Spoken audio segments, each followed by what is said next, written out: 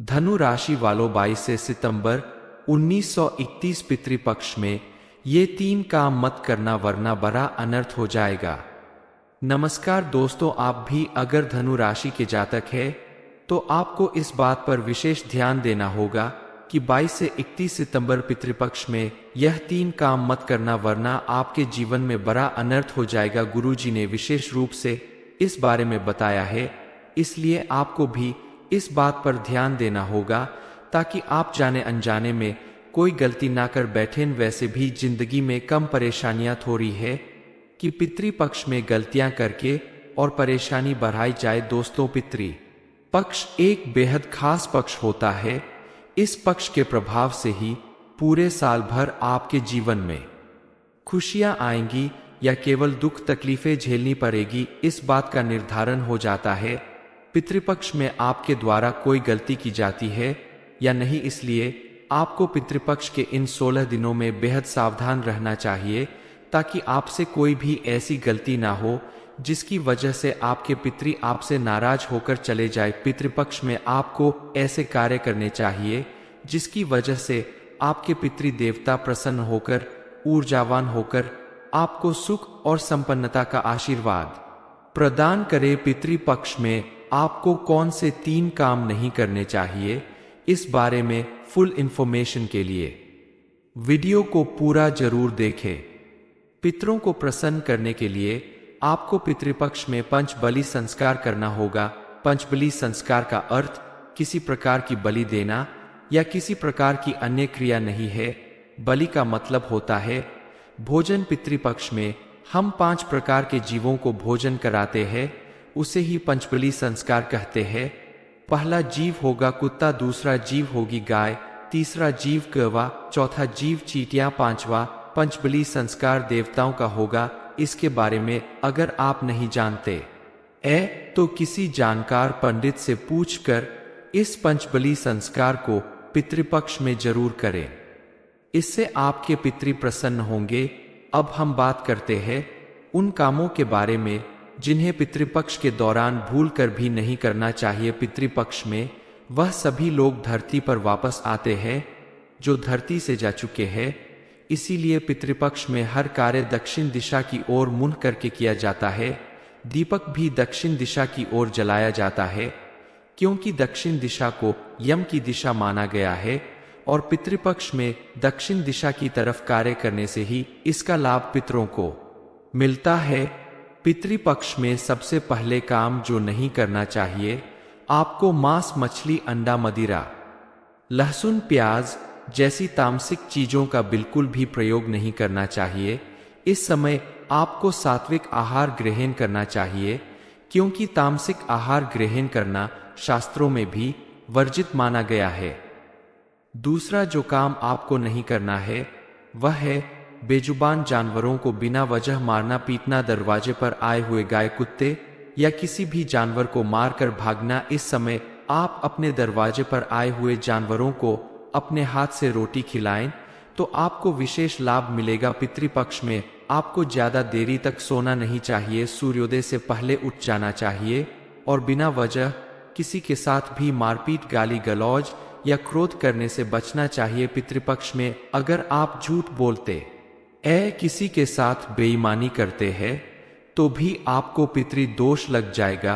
तीसरी और सबसे अहम बात जो आपको पितृपक्ष में नहीं करनी चाहिए वह है कुछ चीजों का दान करना जो चीज आपके ग्रहों से जुड़ी हुई है और आपके ग्रहों को मजबूत बना रही है।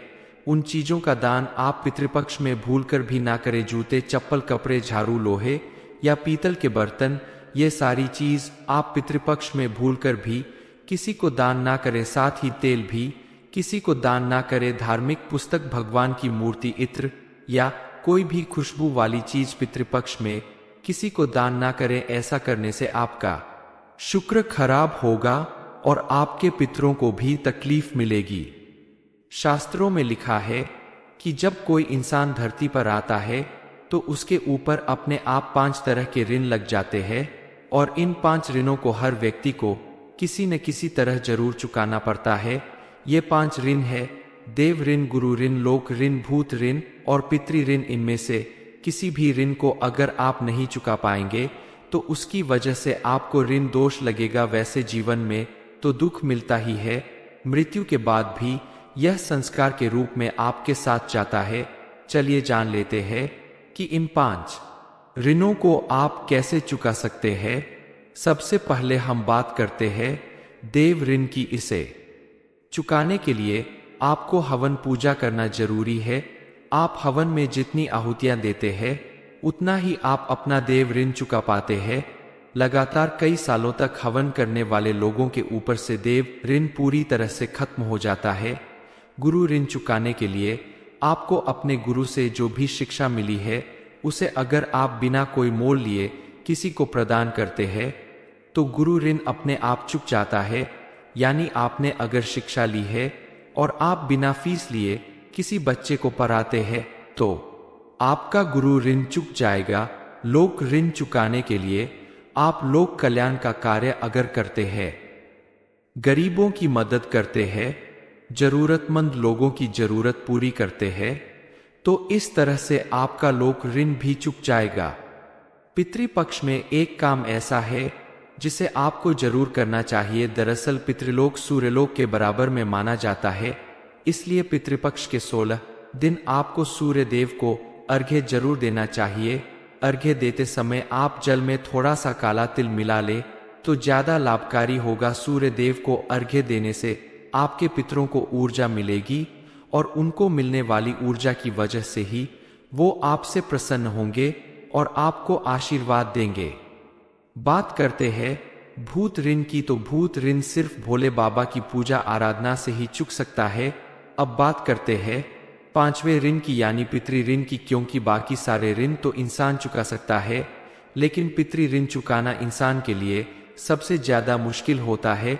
आपके जीवन में दुख या सुख जो भी चल रहा है उन सब में आपके पितरों का हिस्सा होता है और जाने अनजाने में अगर आप उनका दिल दुखाते हैं या आपसे कोई गलती हो जाती है तो आपके पितरी आपसे नाराज हो जाते हैं और पितृ ऋण चुकाना मुश्किल हो जाता है।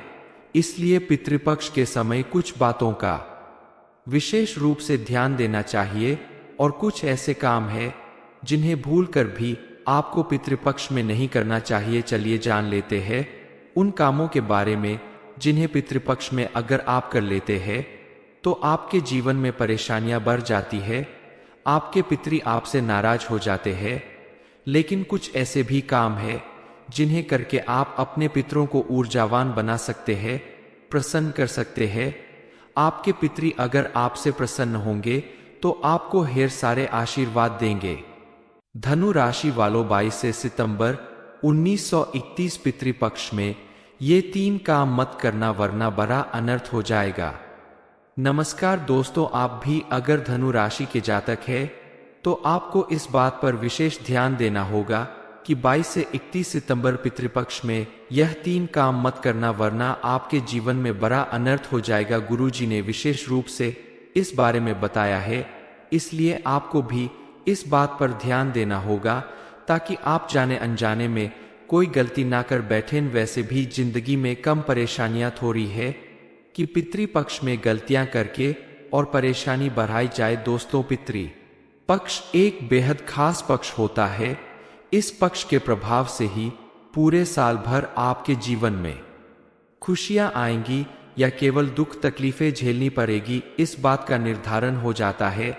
पितृपक्ष में आपके द्वारा कोई गलती की जाती है या नहीं, इसलिए आपको पितृपक्ष के इन 16 दिनों में बेहद सावधान रहना चाहिए ताकि आपसे कोई भी ऐसी गलती ना हो जिसकी वजह से आपके पितरी आपसे नाराज होकर चले जाए। पितृपक्ष में आपको ऐसे कार्य करने चाहिए जिसकी वजह से आपके पितृ देवता प्रसन्न होकर ऊर्जावान होकर आपको सुख और संपन्नता का आशीर्वाद प्रदान करे। पितृपक्ष में आपको कौन से 3 काम नहीं करने चाहिए, इस बारे में फुल इंफॉर्मेशन के लिए वीडियो को पूरा जरूर देखें। पितरों को प्रसन्न करने के लिए आपको पितृपक्ष में पंचबलि संस्कार करना होगा। पंचबलि संस्कार का अर्थ किसी प्रकार की बलि देना या किसी प्रकार की अन्य क्रिया नहीं है। बलि का मतलब होता है भोजन। पितृपक्ष में हम 5 प्रकार के जीवों को भोजन कराते हैं, उसे ही पंचबली संस्कार कहते हैं। पहला जीव होगा कुत्ता, दूसरा जीव होगी गाय, तीसरा जीव कौवा, चौथा जीव चींटियां, पांचवा पंचबली संस्कार देवताओं का होगा। इसके बारे में अगर आप नहीं जानते तो किसी जानकार पंडित से पूछकर इस पंचबली संस्कार को पितृपक्ष में जरूर करें, इससे आपके पितृ प्रसन्न होंगे। अब हम बात करते हैं उन कामों के बारे में जिन्हें पितृपक्ष के दौरान भूल कर भी नहीं करना चाहिए। पितृपक्ष में वह सभी लोग धरती पर वापस आते हैं जो धरती से जा चुके हैं, इसीलिए पितृपक्ष में हर कार्य दक्षिण दिशा की ओर मुंह करके किया जाता है। दीपक भी दक्षिण दिशा की ओर जलाया जाता है, क्योंकि दक्षिण दिशा को यम की दिशा माना गया है और पितृपक्ष में दक्षिण दिशा की तरफ कार्य करने से ही इसका लाभ पितरों को मिलता है। पितृपक्ष में सबसे पहले काम जो नहीं करना चाहिए, आपको मांस, मछली, अंडा, मदिरा, लहसुन, प्याज जैसी तामसिक चीजों का बिल्कुल भी प्रयोग नहीं करना चाहिए। इस समय आपको सात्विक आहार ग्रहण करना चाहिए, क्योंकि तामसिक आहार ग्रहण करना शास्त्रों में भी वर्जित माना गया है। दूसरा जो काम आपको नहीं करना है वह है बेजुबान जानवरों को बिना वजह मारना, पीटना, दरवाजे पर आए हुए गाय, कुत्ते या किसी भी जानवर को मारकर भागना। इस समय आप अपने दरवाजे पर आए हुए जानवरों को अपने हाथ से रोटी खिलाएं तो आपको विशेष लाभ मिलेगा। पितृपक्ष में आपको ज्यादा देरी तक सोना नहीं चाहिए, सूर्योदय से पहले उठ जाना चाहिए और बिना वजह किसी के साथ भी मारपीट, गाली गलौज या क्रोध करने से बचना चाहिए। पितृपक्ष में अगर आप झूठ बोलते किसी के साथ बेईमानी करते हैं तो भी आपको पितृदोष लग जाएगा। तीसरी और सबसे अहम बात जो आपको पितृपक्ष में नहीं करनी चाहिए वह है कुछ चीजों का दान करना। जो चीज आपके ग्रहों से जुड़ी हुई है और आपके ग्रहों को मजबूत बना रही है, उन चीजों का दान आप पितृपक्ष में भूलकर भी ना करें। जूते, चप्पल, कपड़े, झाड़ू, लोहे या पीतल के बर्तन, ये सारी चीज आप पितृपक्ष में भूलकर भी किसी को दान ना करें। साथ ही तेल भी किसी को दान ना करें। धार्मिक पुस्तक, भगवान की मूर्ति, इत्र या कोई भी खुशबू वाली चीज पितृपक्ष में किसी को दान ना करें। ऐसा करने से आपका शुक्र खराब होगा और आपके पितरों को भी तकलीफ मिलेगी। शास्त्रों में लिखा है कि जब कोई इंसान धरती पर आता है तो उसके ऊपर अपने आप 5 तरह के ऋण लग जाते हैं और इन 5 ऋणों को हर व्यक्ति को किसी न किसी तरह जरूर चुकाना पड़ता है। ये 5 ऋण है देव ऋण, गुरु ऋण, लोक ऋण, भूत ऋण और पितृ ऋण। इनमें से किसी भी ऋण को अगर आप नहीं चुका पाएंगे तो उसकी वजह से आपको ऋण दोष लगेगा। वैसे जीवन में तो दुख मिलता ही है, मृत्यु के बाद भी यह संस्कार के रूप में आपके साथ जाता है। चलिए जान लेते हैं कि इन 5 ऋणों को आप कैसे चुका सकते हैं। सबसे पहले हम बात करते हैं देव ऋण की। इसे चुकाने के लिए आपको हवन पूजा करना जरूरी है। आप हवन में जितनी आहुतियां देते हैं उतना ही आप अपना देव ऋण चुका पाते हैं। लगातार कई सालों तक हवन करने वाले लोगों के ऊपर से देव ऋण पूरी तरह से खत्म हो जाता है। गुरु ऋण चुकाने के लिए आपको अपने गुरु से जो भी शिक्षा मिली है उसे अगर आप बिना कोई मोल लिए किसी को प्रदान करते हैं तो गुरु ऋण अपने आप चुक जाता है। यानी आपने अगर शिक्षा ली है और आप बिना फीस लिए किसी बच्चे को पढ़ाते हैं तो आपका गुरु ऋण चुक जाएगा। लोक ऋण चुकाने के लिए आप लोक कल्याण का कार्य अगर करते हैं, गरीबों की मदद करते हैं, जरूरतमंद लोगों की जरूरत पूरी करते हैं तो इस तरह से आपका लोक ऋण भी चुक जाएगा। पितृपक्ष में एक काम ऐसा है जिसे आपको जरूर करना चाहिए। दरअसल पितृलोक सूर्यलोक के बराबर में माना जाता है, इसलिए पितृपक्ष के 16 दिन आपको सूर्य देव को अर्घ्य जरूर देना चाहिए। अर्घ्य देते समय आप जल में थोड़ा सा काला तिल मिला ले तो ज्यादा लाभकारी होगा। सूर्य देव को अर्घ्य देने से आपके पितरों को ऊर्जा मिलेगी और उनको मिलने वाली ऊर्जा की वजह से ही वो आपसे प्रसन्न होंगे और आपको आशीर्वाद देंगे। बात करते हैं भूत ऋण की, तो भूत ऋण सिर्फ भोले बाबा की पूजा आराधना से ही चुक सकता है। अब बात करते हैं पांचवें ऋण की यानी पितृ ऋण की, क्योंकि बाकी सारे ऋण तो इंसान चुका सकता है, लेकिन पितृ ऋण चुकाना इंसान के लिए सबसे ज्यादा मुश्किल होता है। आपके जीवन में दुख या सुख जो भी चल रहा है, उन सब में आपके पितरों का हिस्सा होता है, और जाने अनजाने में अगर आप उनका दिल दुखाते हैं या आपसे कोई गलती हो जाती है, तो आपके पितरी आपसे नाराज हो जाते हैं और पितृ ऋण चुकाना मुश्किल हो जाता है। इसलिए पितृपक्ष के समय कुछ बातों का विशेष रूप से ध्यान देना चाहिए, और कुछ ऐसे काम हैं जिन्हें भूलकर भी आपको पितृपक्ष में नहीं करना चाहिए। चलिए जान लेते हैं उन कामों के बारे में जिन्हें पितृपक्ष में अगर आप कर लेते हैं तो आपके जीवन में परेशानियां बढ़ जाती है, आपके पितरी आपसे नाराज हो जाते हैं। लेकिन कुछ ऐसे भी काम हैं जिन्हें करके आप अपने पितरों को ऊर्जावान बना सकते हैं, प्रसन्न कर सकते हैं। आपके पितरी अगर आपसे प्रसन्न होंगे तो आपको ढेर सारे आशीर्वाद देंगे। धनु राशि वालों 22 से 31 सितंबर पितृपक्ष में ये 3 काम मत करना वरना बड़ा अनर्थ होगा।